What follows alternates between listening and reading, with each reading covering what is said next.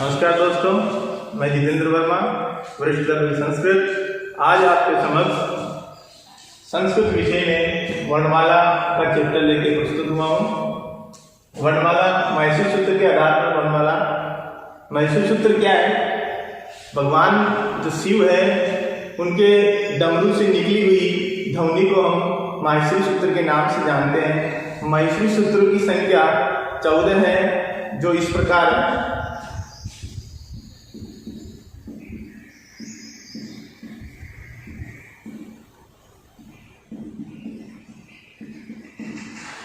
पहला जो मैसूर सूत्र है वह है ए ई उ ऋ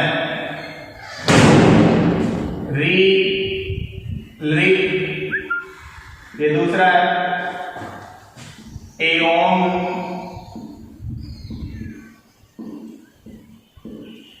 आई अवच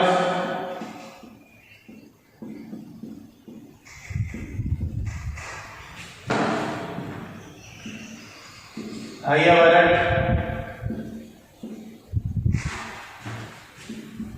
लण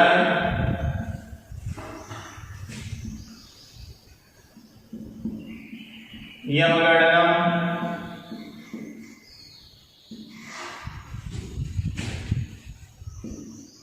झवैय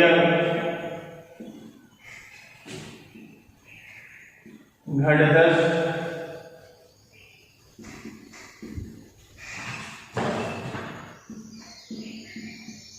जब गणदस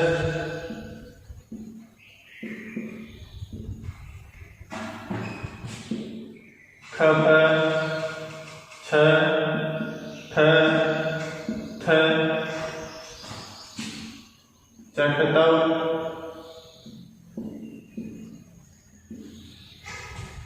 कपय्य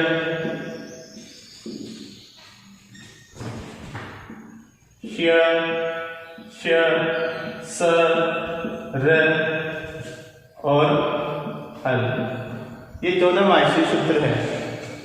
इसके जो प्रारंभिक 4 जो मैसूर सूत्र है, उन 4 मैसूर सूत्रों में स्वर का विधान किया गया है।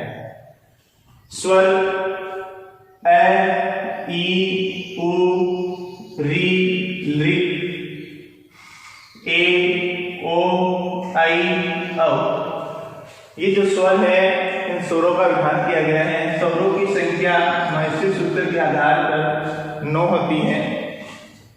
जो प्रारंभ के जो 5 स्वर हैं ए ई उ री ली, इनको हम मूल स्वर के नाम से जानते हैं। किस स्वर के नाम से जानते हैं? मूल स्वर के नाम से जानते हैं। और जो ये 4 जो स्वर हैं ए ओ आई औ, इनको हम संयुक्त स्वर के नाम से जानते हैं। किस स्वर के नाम से? संयुक्त स्वर के नाम से। इस प्रकार स्वरों की संख्या कितनी हो गई? 9। इनको संयुक्त स्वर क्यों कहा?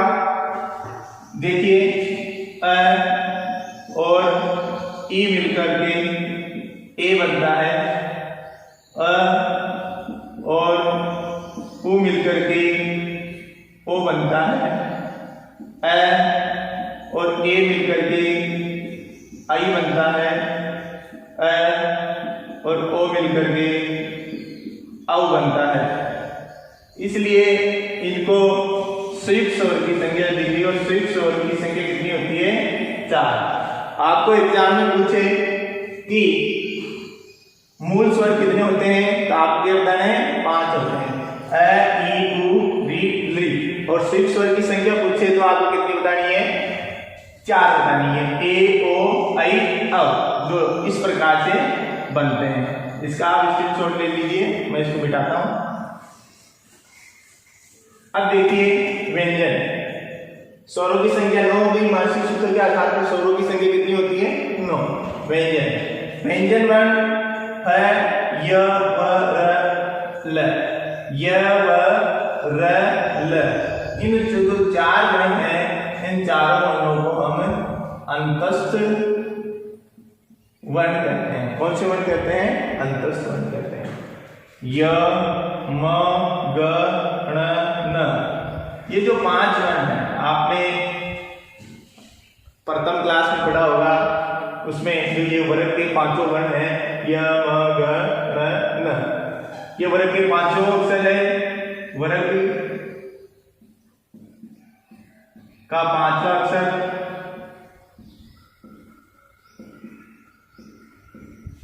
झ भ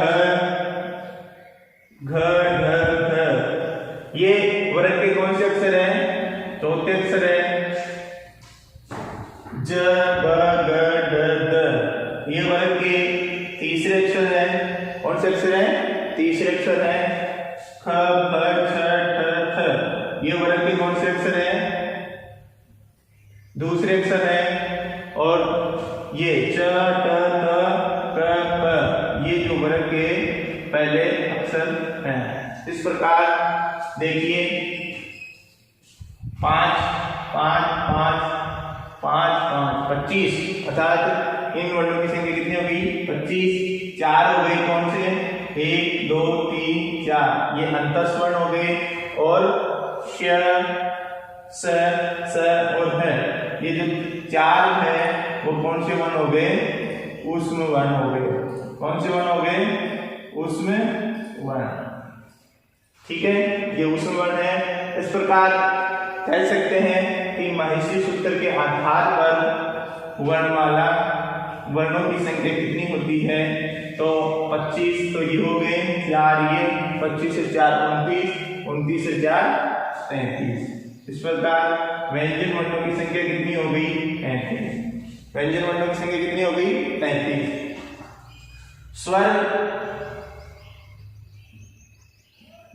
स्वर की संख्या 9, किसके आधार पर? महिषी सूत्र के आधार पर। और व्यंजनों की संख्या कितनी हो गई?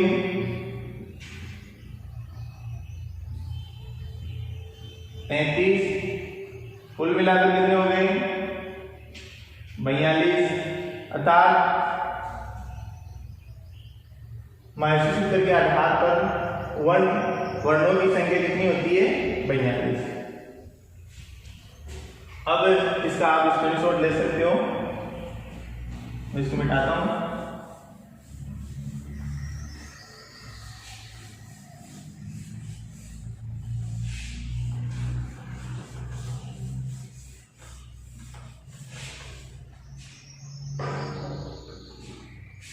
अब बात करते हैं हम स्वर। स्वर किसे कहते हैं? स्वर की परिभाषा।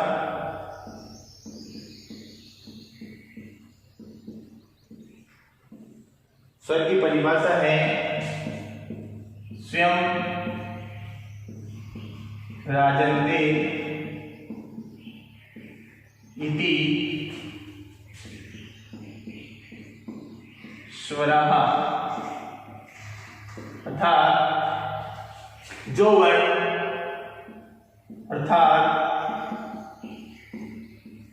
वर्ण स्वतंत्र होते हैं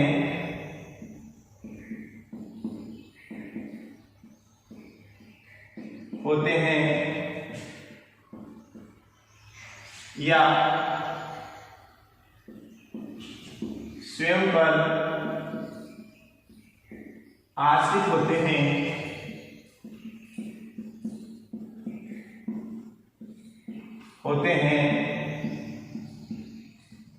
उन्हें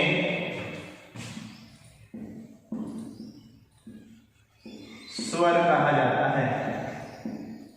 स्वर कहा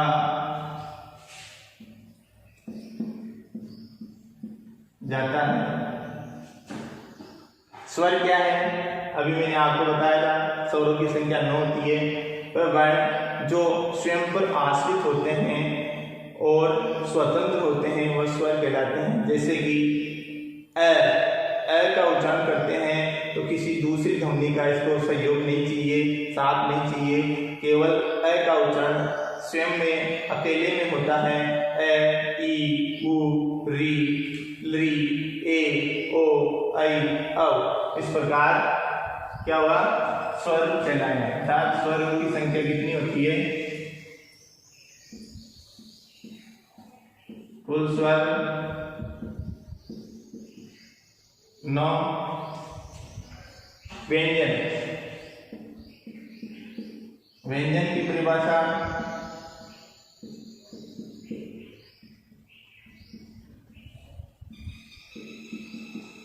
ये वर्ण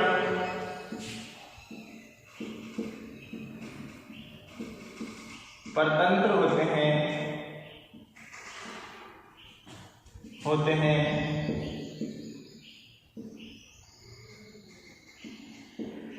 इनका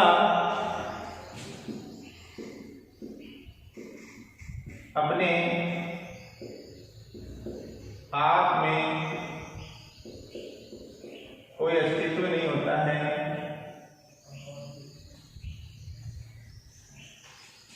कोई अस्तित्व नहीं होता है। यह स्वरों की सहायता से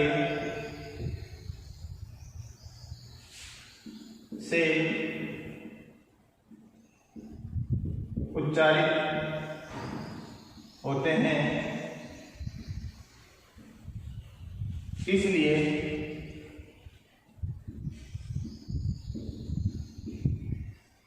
इनको परतंत्र वर्ण भी कहा जाता है।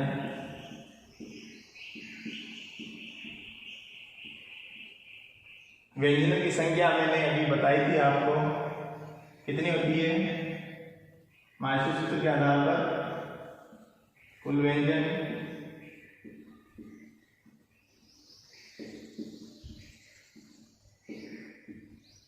33, कितने होते हैं 33। इसका आप स्क्रीनशॉट ले लीजिए।